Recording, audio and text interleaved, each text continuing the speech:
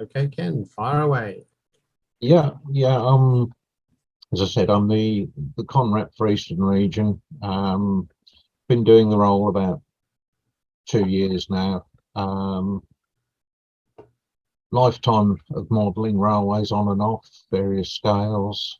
Currently been in O gauge for, I think it's must be coming up to 20 years roughly. Mostly model East Anglia, although I've got various other interests. I find life's too short to model all your interests if you'd like to, so you have to be a bit selective. So it's open to the floor if you want to ask me any questions. Would anybody like to ask Ken a question? Please, just, I understand that. I'd like to ask a question. Ken, your area is quite widespread. Do you hope to try and visit every O gauge goggy in that area to keep up to date with their membership? I'm not going to say every, but I try to get about as much as possible. There are clubs that I haven't been to, as well as the O gauge groups that are listed on the back of the Guild News. There are quite a lot of other clubs that have O gauge members and O gauge layouts that don't actually appear. Whether I can get round them all, I don't know. I've been to quite a few on the eastern side of the patch. Been across to Kings Lynn, up to Bury, obviously Bury for the show. Haven't been to Cambridge, the Cambridge Club, which I understand's got some O gauge, Peterborough or the Poachers. And in fact, John Hobden will be at the Spalding show for me tomorrow to make sure that the guild is represented. So if I can't go myself, then we try and make sure that someone else goes to sort of wave the flag and that. I'm not sure how often would you expect a visit from a constituency rep? I suppose once a year if it was possible. Yeah, I think it's going to be pushing it for once a year. It would be nice to be able to do that, but in terms of the sheer amount of travelling, it's going to be difficult to achieve that.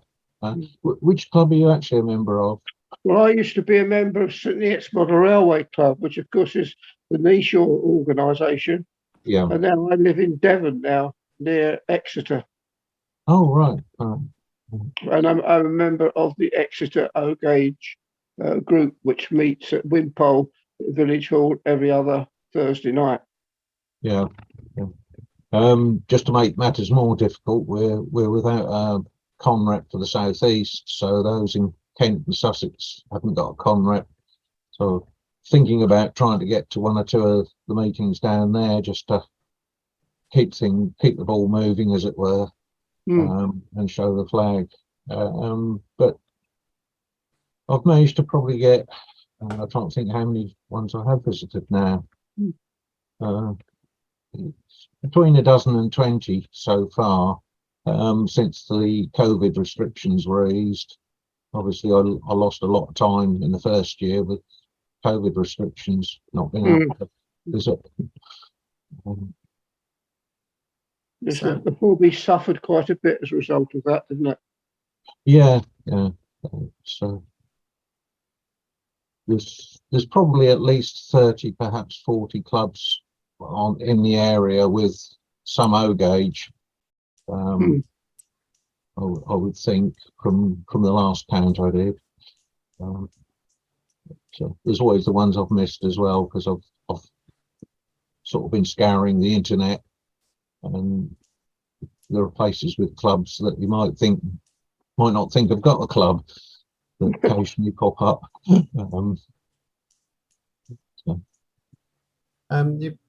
Keith, you mentioned the Exeter area. Does that come under your remit, Kevin? Yes, Yeah, it does. Yes, it does. Okay. I don't know whether Kevin is with us yet, but yes, he does come. He is my area rep for the Devon area. Okay. yeah, I'm sitting here. I don't know whether you can hear me. You made it, Kevin. Well done. Yeah, And as another member of the Exeter group, I can say we see Kevin quite often. Okay. Good. Do you find that these clubs attend the local area shows as a club? I mean, I went to the Fareham show the other weekend, which was run by the Fareham Fareham Model Railway Group. Do you find that your local clubs, because I know down here we've got, where I live in the south, we've got the Southern O-Gauge Group, and they have their show at Wimborne. But you also see them at Weymouth and Poole and all sorts of other places. Does that work with the constituent reps? You want to answer that, Kevin, or shall I? answer it, Ken. I'll go then. They do. A lot of the clubs with O-Gauge layouts do go to the various shows. But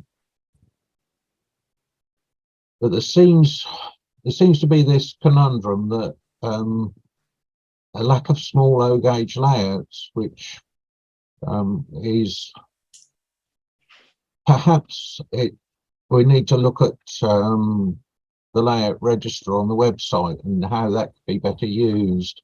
It's something that's been talked about a few times, but I don't think anything's actually happened yet.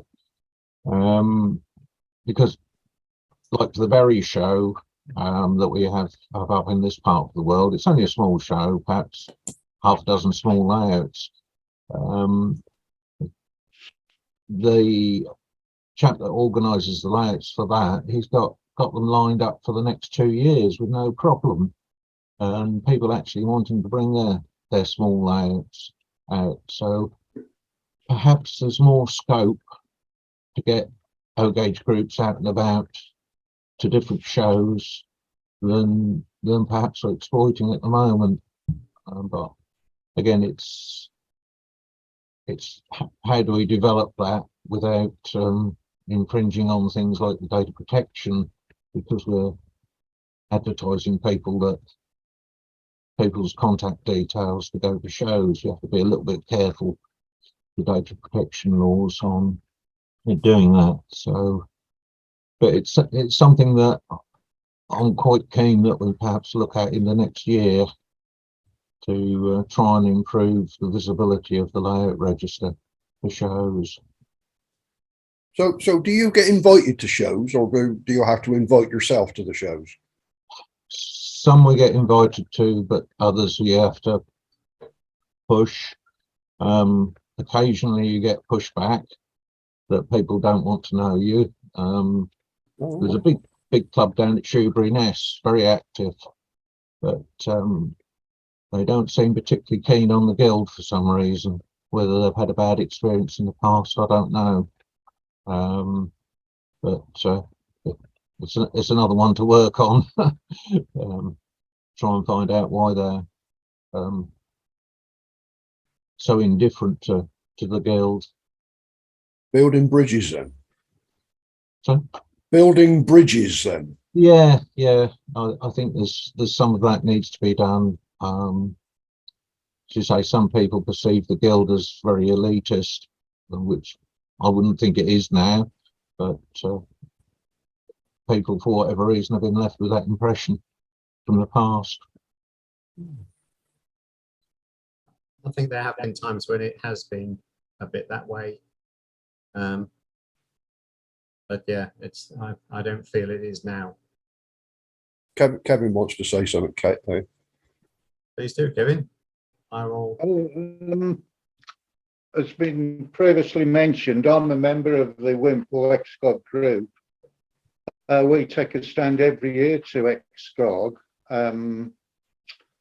The group do, and tagged on that is the EXCOG, is the Guild's Conrep stand, which we've been to for the last 4 years, excluding COVID in between. I've just done the Taunton show, which again, I'm always invited to. Now, whether it's because of what I take, i.e. an 18-foot standard models, I'm not quite sure, but the Wimpole group as a whole do get invited out with their layouts. I'm always invited to local shows down here, 2 or 3 shows, but as regard general shows, I think it could be down to the fact that exhibition managers do not know that they can have a guild stand and it won't cost them anything. So, you know, it is, I mean, everything is out there for them. The Wimpole group, XCOG group, are very well informed. They put something in the magazine every quarter, so it's information that needs to be out there.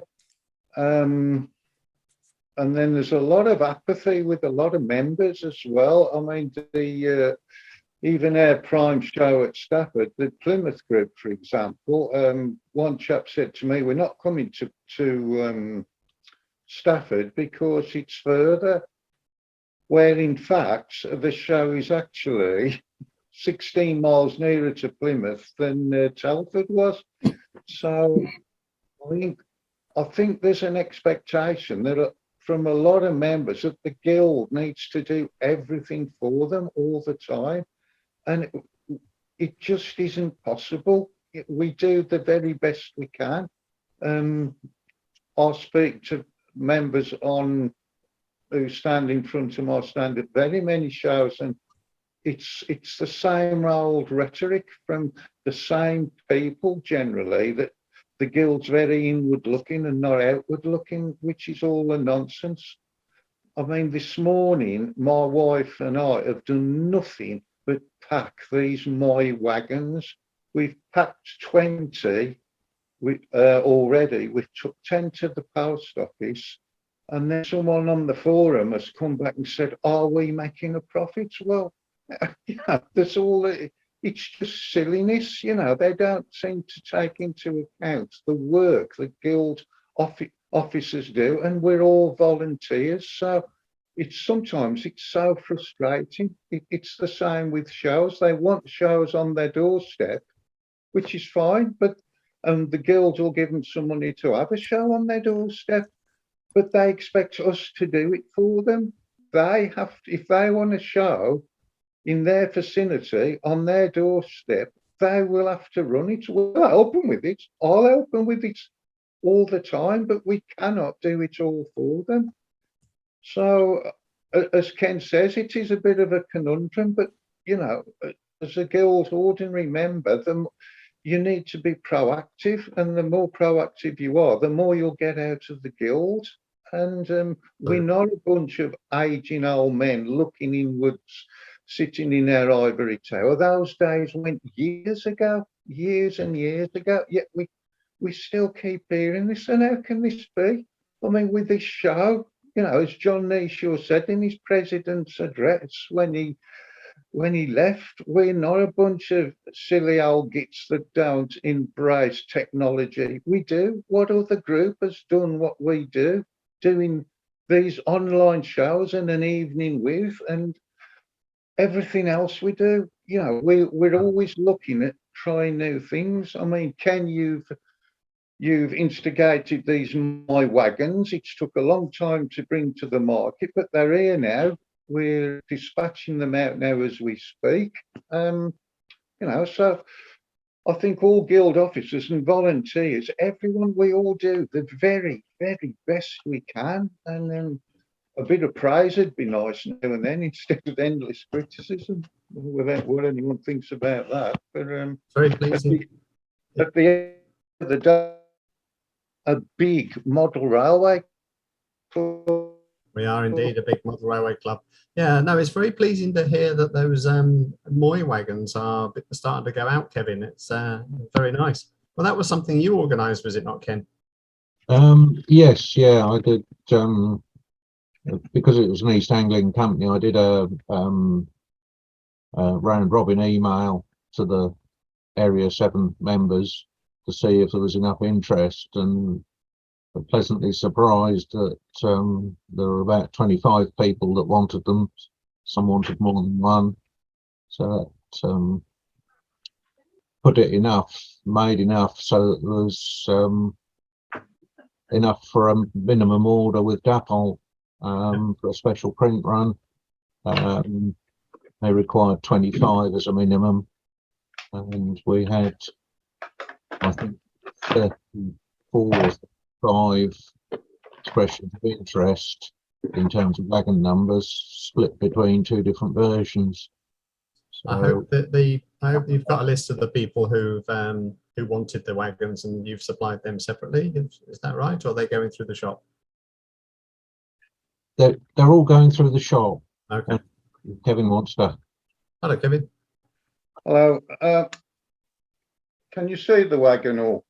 Yeah. Okay. Payment for the only way we can take payment is via the shop. I mean, Ken supplied me with a list of pre-orders which we've reserved, but Right. for that people that don't know, they're on the shop now, and you need to go onto the online shop, pay for the wagon, then the order comes to us, and then we'll pack it and dispatch it. That is the only way we can do it. So any pre-orders that Ken have, because he instigated the model, we've got those. So anyone else who wants one needs to go on the shop and purchase them, and we'll package them up. But we've sold 20 plus. We've been packaging these wagons up all morning, and they're going to run out quite quickly, I'd say. But Wow. if you go on the shop, I'm sure it says when you want to buy one, you must specify the Colchester one, Yeah. or the Peterborough one, which a few members have not done. So please read what it says on the shop. Okay. Yeah. So, but they're very nice James. wagons. They're quite weighty. They're not. The side doors do not open as some previous DAPL wagons do. But having said that, they're very nice. Very good. James, can I ask a question? How Yes. were those wagons advertised to the membership of the guild? Well, They're in actual fact, they were only advertised this morning. Oh, It's that new. There's a section on the virtual show covering the wagon. It's got some pictures on it and so on. They were only added to the shop at 9 o'clock this morning. prior to that, the membership didn't know about them. I don't believe so. So what's No. its cost then? £42 plus P&P. Right, okay, thank you. Go on there now, Keith. Pardon? Go on there now. Well, I think I did look at it this morning because Thomas, who is a member of the St Neots Model Railway Club, his surname, I think, is Moy, and I thought he had produced a wagon. For himself. And he's very much into 3D printing, so I thought he produced a 3D wagon with Thomas Moy. Oh, brilliant. Like it. Evan, But you talked about some information. I'm surprised Chris Ward, who's logged on, hasn't come up with the fact that the Sidmouth Model Railway Club are going to run an open day next March, and there will be a guild presence. The Wedmore layout, which is at Wimpole, will be on show. Great. That's good. Yes, Kevin. yeah, as James said, the wagons were announced today, only today. So, so if you want one, I should get on the shop quickly and get one. The wagons are a limited edition. So there's a certificate they come with, and then the certificates will be placed in each wagon. The sooner you order one, the lower number you'll get. But yeah, Jude tells me we've now sold 30. So, you know, they're selling all the time now. So we've only got 70 left. And I was hoping to take some to the NEC on the Guild stand, but I don't think we'll have any left. Obviously, they're proving very popular, and we'll look at perhaps doing another wagon from a different part of the country. So, but that's to be decided when we sell all these, whether we've done another run of these or a different wagon. We'll have to have a discussion about. But yeah, today was the launch of this wagon. It's taken a lot of months to get to where we are. Negotiating with Dapple, getting all the artwork done. It's been a big upfront expense, and the Guild hope to break even when we've sold them all. But we'll have to look at the accounts when they've all sold. Okay. Yeah. So, Thank you. anything else on the wagons you need to know? Ask me. Thanks, Kevin. Brilliant. Can I ask a question, course. James? Yeah. The constituent reps, when you go around in your area, I can remember many years ago that a lot of constituent reps used to hold stock of all sorts of things that they used to take round for sale. I know that you, Kevin, when you've got your stuff, you take the shop with you. What do the constituent reps take with them when they go to a show? Well, I can answer that. They can't take anything now because of the Treasurer informs me corporation tax and VAT and all the rest of it. We've currently got issues with selling to non-members. So, in other words, no conreps take any sales stuff with them, i.e.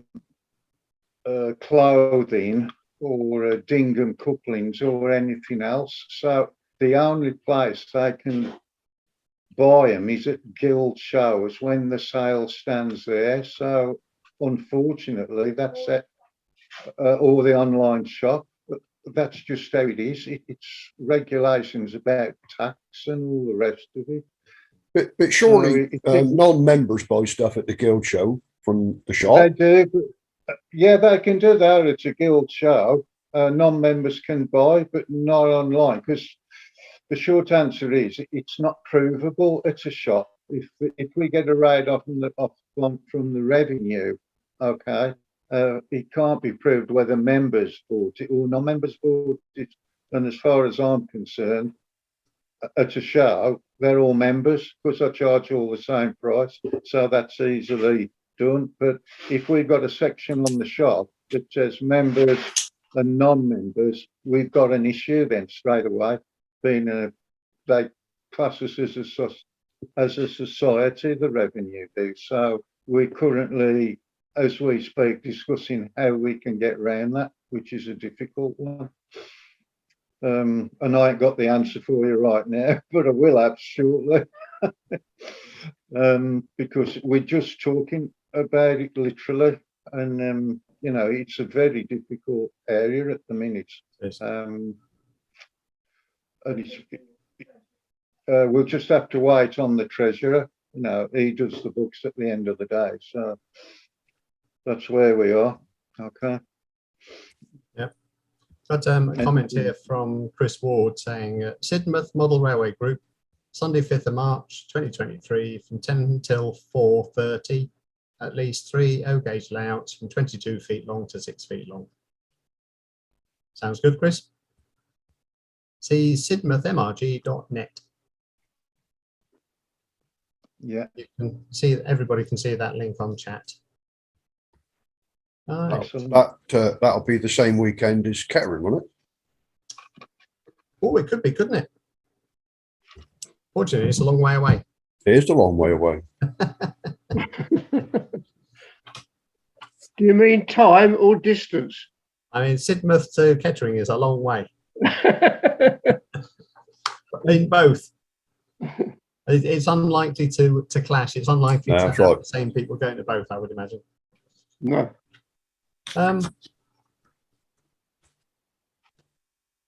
Yes. One thing we've been discussing is in the guild itself is having a guild sponsored or guild run or assisted Ogage show in the south. And I know that there was one that was very hastily planned and then very hastily taken away again, which would have been at Kempton Racecourse, I believe. And it was far too close to the Guildford trade show and was interfering with their show, which is why it was pulled out. But do you guys, constituency reps, get a feeling for whether there is a demand for an Ogage show in the south?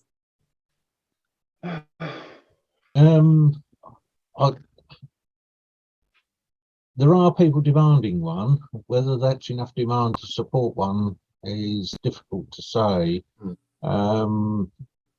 There's this mindset that London is a big barrier to travel. I mean, the M25 is, you go 50 miles to go 25 sort of thing if you're going across London. Yeah. So, or more like 60 perhaps if I was going from here to Guildford, from Colchester to Guildford. So it is a barrier. Even if you're traveling by train, it's still a barrier because most of the time you're going to have to change trains and have a short hop across London. Yeah. So I think there's definitely a group of people that perhaps don't go to Kettering or to Stafford on the grounds that London's in the way. Yes. Now, whether that group of people's big enough to get a show to run, we're only going to find by trying it. It appears that we've found an Ogage group in the south who are prepared to mainly run it with a bit of assistance from the guild. So it would be, I think it'd be nice to try it out. Yeah. I can answer most of those questions because I'm on the committee for trying to organise it. Oh, good. Right. And basically, the problem we've got is because the Reading show decided that they weren't going to run it anymore. The Bristol show went, and basically people from the southwest, the south, Wales, and all that sort of area, they say the nearest show now is Kettering. And people from, like Ken's just saying, from people in that area to get round London to get to Kettering or to Stafford, which is the nearest show. And I can tell you that the guild did, shall we say, try to entertain the Reading, the Guildford Ogage group to do a combined exhibition at Kempton on the beginning of December, which would have been an absolute fantastic show. But the stumbling block with that lot is that they were so intent on just making money for their club. They just did not want to know. They don't pay any expenses. They didn't want demonstrators. They don't want layouts. They just basically want to put a show on, take the money and run, which was a shame, really, because that would have been an absolutely fantastic show. Now, there is a lot of people that want the Southern show, especially in the southeast, where they can get to a show, where Kempton would be reasonably easy for them to get to. But people from the west, the south, from the Midlands to that sort of area wouldn't be a problem. So there is a big demand at the moment for a Southern show. Okay. No, it's good to know. I mean, where I live in High Wycombe, I can get to Kettering quite easily. It'll probably take me the same sort of time or similar time to get to Kempton Park. But you take it if you were living in, say, Tunbridge or Maidstone Oh, absolutely. or somewhere like that, and you think to yourself, well, I've now got to get to Kettering or Stafford. That's a long way for either. It's awful long way. There's nothing in that area unless you go to the smaller, shall we say, group shows, which is why people like Kevin and Ken, who try and arrange O-gauge shows so people know that there's O-gauge shows, I think is quite important for the guild. I agree. It was a pity though, Andy, that we lost the Bristol show, wasn't it? Well, I'm afraid that was, I can tell you a little bit about that as well. When the COVID came about, the government threw absolute thousands and thousands of pounds at the university to use the lecture room. And I mean, to be quite honest with you, they made an absolute bloody fortune out of it. And when COVID finished, they decided that the room was purpose built for exams. I mean, it was an absolute superb place because I was the first. Me and Nigel Smith were the people that organised that show in the first place. I organised that with Kevin and Alan Neil and Bob Savage from the Bristol group. But the university decided that they were going to put these cubicles in for individual exams. So they spent a whole load of money building all these cubicles. And now they've suddenly realised that they've shot themselves in the foot because now they can't keep an eye on the people for cheating. Oh, So no. they're now seriously considering removing all the cubicles and going back to what it was in the first place. Now, if that is the case, Alan Neil and Bob Savage have been. This is where your con reps, come into this sort of thing. That give them support, get the guild behind them. If that is the case, then we could go back to the Bristol University. But at the moment, they're trying to find another venue, which is, at the moment, they're looking at the Filton Airfield, which is the Concorde Museum. But the dear old British have sold the whole bloody site to the Chinese. When the Chinese are now trying to build a NEC in the southeast, in the southwest. And they are building new buildings there. But the first building they're putting up is a concert hall. And they're going to have 2 exhibition halls either side. At the moment, they're millions of pounds over budget, 2 years behind, and they haven't even built the concert hall yet. And if they did build the concert hall, the cost of rent the place would be astronomical. So they are still struggling to find somewhere in the southwest to put on a show. But Kevin probably knows a bit about it as well. Yeah. Bristol was a sad loss, and as you say, Andy, it was a gorgeous venue. We did hope to have a new venue for this year, but it didn't happen, and it don't look like it's going to happen next year. But I think Robert Savage, I think he'll come up with the goods eventually. But as regards the Southern show, I mean, those sitting around this table, and most of you now should be aware that Stafford lost over £6,000. So the question of viability now comes into it. With venues, they just keep putting the prices up and up and up, trying to recoup what they've lost during the COVID 3 years. And you'll know, an example, a table used to cost us £2.50, for example. It's £12.50 now, and that's just one example. So the prices are going absolutely ridiculous, which reiterates the point I was making earlier. If members want a show, they should look at trying to do a show themselves. If they want a conrep to attend their group, contact your conrep, and then he'll make arrangements with you, and he'll come and see you. Conreps can't keep trawling groups and wondering if they want a conrep to attend. It just can't do it. You can do a bit of that, but you can't do it all the time. And as Andy says, we can't hold members' names and addresses and where they are because of the IT regulations. Okay, so it's a different world now.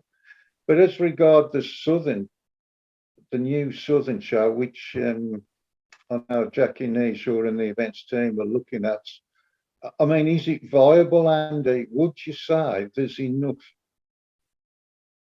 there are enough members interested to make this show viable?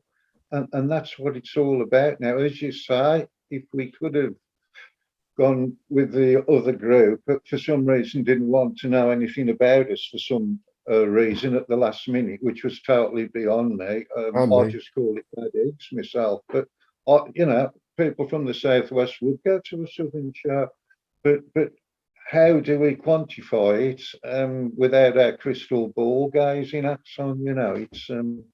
It's It's it is a financial risk. It is a very difficult thing to predict visitor numbers. I can tell you that we looked at Farnborough Airfield, which has a superb venue. They wanted £15,000 a day to rent the place. Yeah. Oh, Lord. Well, I mean, Kempton that Jackie's on about, she's on about putting it in May. It's 2 weeks before Barnsley, the Guild show, the summer show. Hmm. But I mean, I can tell you that the Guildford group lost their trade manager, they lost their show manager, and they lost their treasurer because of the fallout with the Guild. Because they all said that you were looking to gift off a gift horse in the mouth, and you just didn't want to know. And they've now put a show on the same weekend as Warley. Yeah, they have. Yeah. Shot herself in the foot.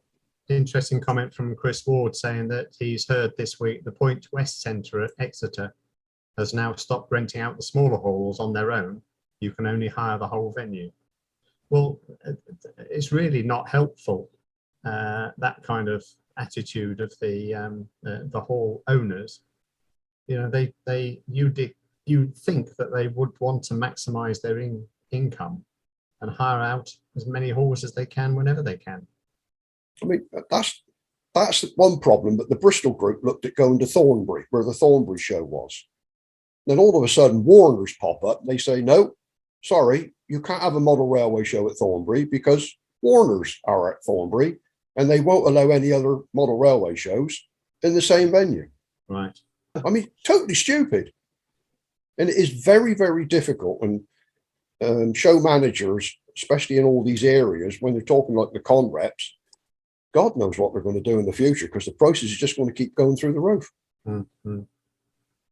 But it has to change. I can give you an example with Fred Lewis's show at the Lycett Centre in South Wales.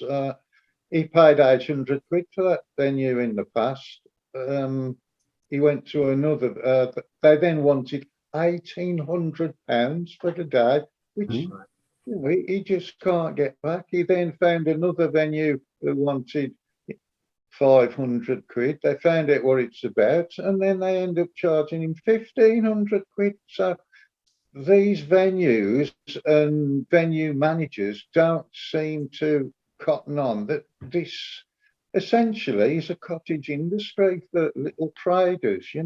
They think we're wedding venue organisers or antique fair organisers that are having thousands and thousands of pounds.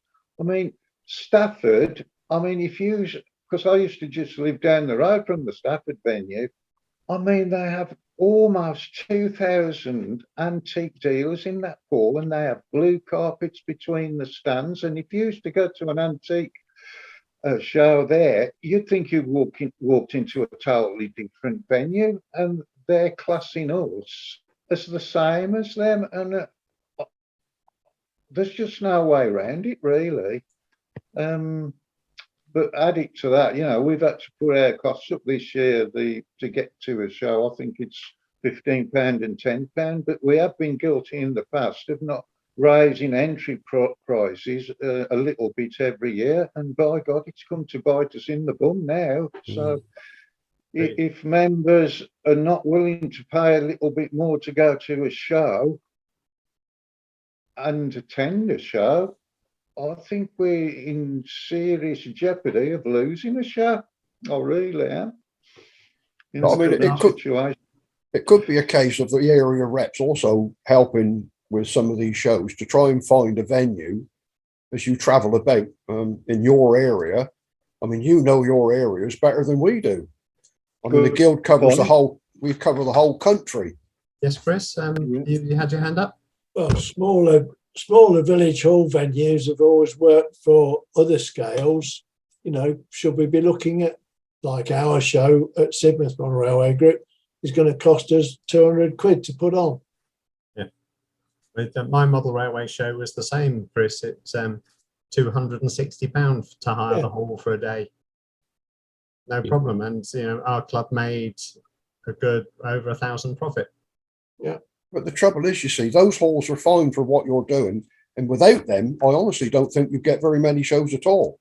But when it comes to the guild, wanting 2,000 square feet, when you start looking at that so much per square footage, the price just goes through the roof. And you couldn't put on a Kettering or even a Barnsley in a village hall. You need at least a leisure centre size place. You do. Do we need the big venues? Should we have more smaller venues spread out over the whole 12 months? The trouble with that is, which we looked at, was more smaller shows would cost us even more. I think the problem, Chris, is that the O gauge fraternity has been very well supported by the cottage industry. Telford and Stafford, you were looking at 100 plus traders. Yeah, And that's why I want to go to a show like that, because I want to go around all those traders and see get all the big variety. Yeah, I want to see that variety. And the little shows are fine, but if you've only got half a dozen traders, you're very limited in what you're going to see. So I think the big shows and the big venues have their place. Yeah. And I think, the job of the guild, I would have thought, is to support this scale. And if that means subsidizing one of the big shows at Stafford once a year, I think that's a perfectly reasonable thing to do for the benefit of all the members. Now, admittedly, not all the members actually attend Stafford, but they're benefiting from the fact that the traders will be providing kits and components for their hobby. Yeah,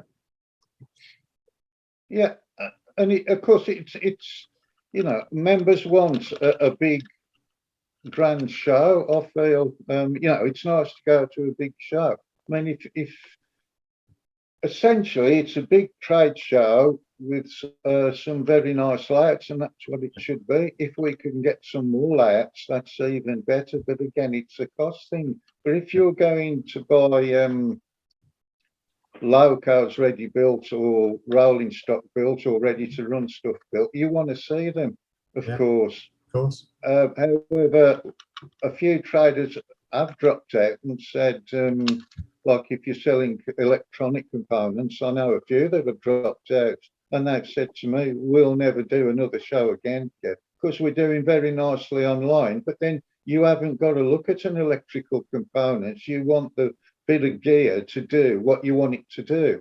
And so you don't need to go to a show for that, do you? No, that's very true. So, it's a difficult call. We have lost some traders, as Andy will tell you, but we have gained a few as well. It's a balance, really. I can tell you that I'd like to see a few more layouts at our main show at Stafford, but again, the people who've got these layouts have got to be reasonable with their expenses. I mean, for example, Ventnor Wets, which is nearly 50 foot long, Jude and me take it out, and we always ask for help with it from wherever we take it, and we always get it, and they're all very helpful. Yeah. So, there's got to be a bit of that, but then we're struggling for volunteers to put these shows on at the best of times. Yeah. That's why we've had to take on a company to try and help us with it. Yeah. So okay, we're all very difficult. It is. We've run well past the time that was allotted for this particular session. I think we've had a very good discussion, particularly about the shows, and I've learned something. Anybody else have something they want to say, or any questions they want to ask? No. No? Okay. If you're all happy, I propose that we end this session. And thank you very much, gentlemen, for taking the time to take part. Oh, can I just say, James, before we go, if there's anyone who wants one of these wretched wagons, I'm sick of the sight of now. Please pass it on because I think they're going to sell out within days. Yes, Okay. indeed. Yeah, thank you very much, Kevin, and much appreciated. Thanks to Judy as well for all the work you do. Okay. We know it's a lot. Cheers, guys. Okay. Bye for now. Bye. Enjoy the rest of Bye. the virtual show. Bye. Bye bye.